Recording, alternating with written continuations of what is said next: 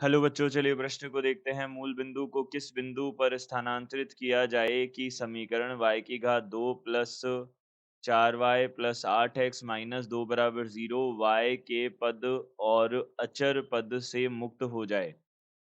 तो यहाँ से हमको बोला है मूल बिंदु को किस बिंदु पर स्थानांतरित करना चाहिए कि समीकरण जो है वह y के पद और अचर पद से मुक्त हो जाए।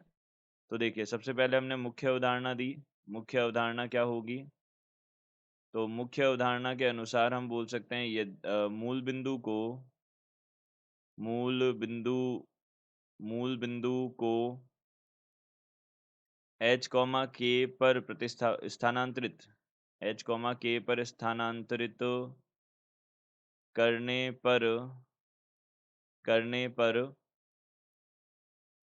जो नए निर्देशांक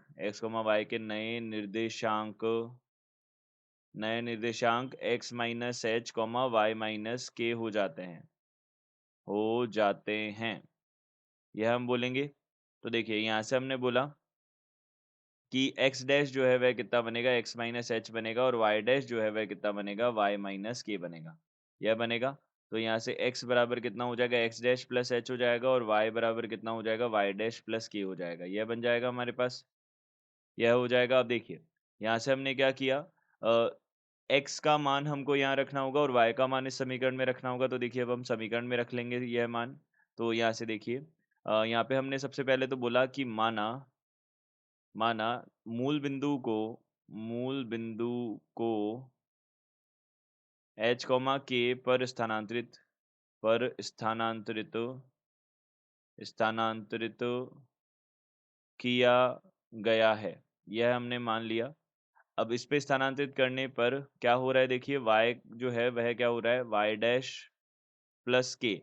अब देखिए, यहाँ पे y डैश प्लस के की घात 2 बन रहा है, यहाँ पे प्लस 4 गुणा y डैश प्लस के आ रहा है, और प्लस 8 यहाँ पे x डैश प्लस h आ रहा है, और माइनस 2 बराबर 0 आ रहा है।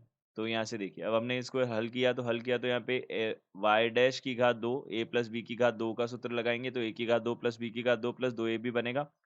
तो प्लस यहाँ से एक बी की घात 2, और यह हो जाएगा हमारे पास में प्लस 2k वाई डैश हो जाएगा।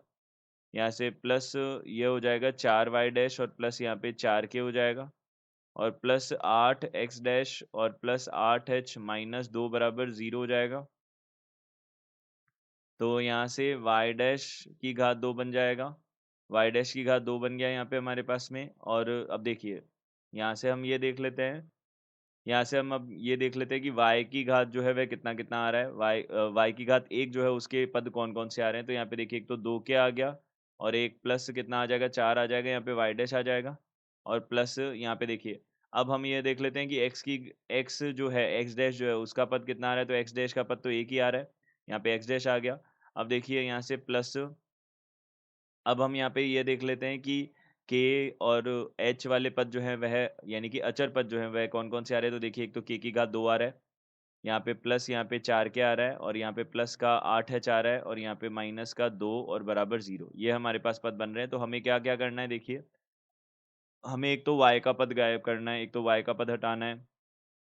तो y का पद और अचर पद से मुक्त बनाना है। तो y का पद अगर हमको हटाना है, तो 2k प्लस 4 को हमें क्या करना होगा, 0 करना होगा, तथा अब अचर पद को भी 0 करना है। तो यहाँ से हम बोल सकते हैं k की घात 2 प्लस 4k, k की घात 2 प्लस 4k, और यहाँ से प्लस का 8h, और माइनस 2 को भी हमको 0 करना होगा।